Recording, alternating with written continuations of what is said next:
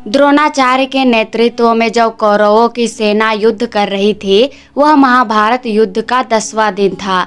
यद्यपि द्रोणाचार्य अपने रण कौशल से शत्रुओं का सामना कर रहे थे, परंतु दुर्योधन इससे संतुष्ट नहीं थे, क्योंकि उनकी दृष्टि में पांडवों का वध अत्यंत महत्व रखता था, जबकि पांचों पांडव अभी तक जीवित थे। जब द्रोणाचार्य को कौरव की सेना के सेनापति के रूप में 4 दिन बीत गए, तब दुर्योधन ने द्रोणाचार्य को कुछ ऐसी बात कही कि द्रोणाचार्य का मन खिन्न हो उठा। युद्ध के 15वें दिन अर्थात जब द्रोणाचार्य का सेनापति के रूप में 5वां दिन था, उस दिन द्रोणाचार्य ने कौरव सेना को 2 भागों में विभक्त कर दिया और पांडवों पक्ष में टूट पड़े। पांडव पक्ष की तरफ से युद्ध में भाग ले रहे राजा द्रुपद द्रोणाचार्य से अपनी पुरानी शत्रुता के कारण विराट नरेश के साथ उनके सामने आ डटे। उन दोनों ने एक साथ द्रोणाचार्य पर आक्रमण कर दिया। उत्तर में द्रोण ने अपने तीक्ष्ण बाणों द्वारा दोनों के धनुष खंडित कर दिए। युद्ध से विपरीत के भाव उनके चेहरे पर स्पष्ट दृष्टिगोचर हो रही थी। वे अत्यधिक उदास होने के कारण कुछ भी देखने व समझने के योग्य नहीं रह गए थे। द्रोणाचार्य के शत्रु राजा द्रुपद उनके द्वारा मारे गए थे। राजा द्रुपद की मृत्यु से व्यथित उनका पुत्र धृष्टद्युम्न अपने पिता की मृत्यु का बदला लेने के लिए संकल्प कर चुका था कि वह द्रोणाचार्य को स्वयं अपने हाथों से मारेगा। अपने पिता की मृत्यु का प्रतिशोध लेने के लिए क्रोधोन्मत्त हो वह तेजी से निहत्थे द्रोणाचार्य की तरफ बढ़ा। अर्जुन धृष्टद्युम्न के मनोभाव को समझ गए थे।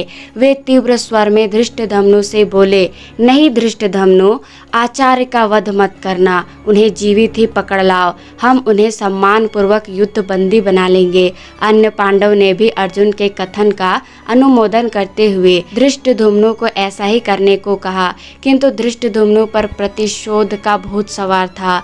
उसे किसी भी स्वर अपने निश्चय से विचलित न कर सका। भगवान श्री कृष्ण जानते थे कि धृष्टद्युम्न किसी की बात नहीं मानेगा, होनी तो होकर ही रहेगी। उसका जन्म ही द्रोणाचार्य के वध के उद्देश्य से हुआ था। वे शांत भाव से खड़े रहे। धृष्टद्युम्न ने पुत्र शोक से व्याकुल चेतना शून्य द्रोणाचार्य पर अपनी तलवार का भरपूर वार किया।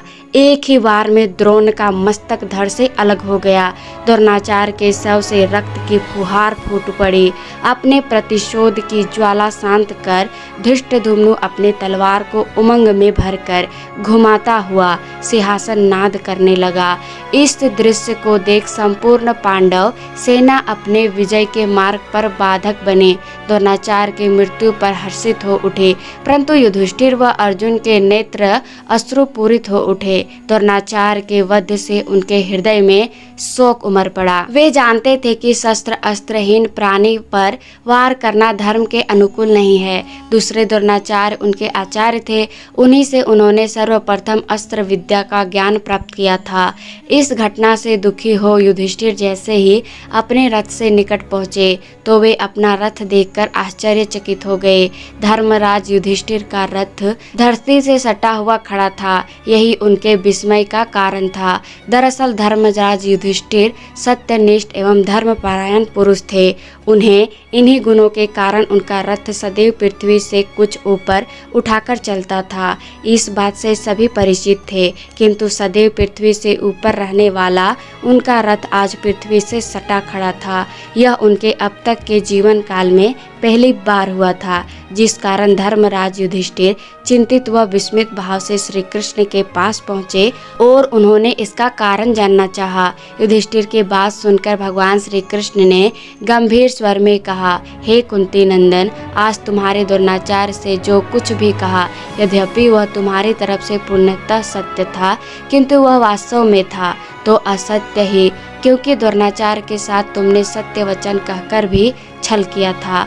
आज तक तुम्हारी निष्कलंक सत्यवादिता के कारण ही तुम्हारा रथ पृथ्वी की सतह से कुछ ऊपर उठता चलता था, किंतु अब उसमें दोष आ गया है, इसी कारण वह पृथ्वी से आ सटा। श्री कृष्ण की बात सुनकर युधिष्ठिर ने लज्जा से अपना सिर झुका लिया और थके कदमों से अपने शिविर की तरफ आगे बढ़ गए। राधे राधे।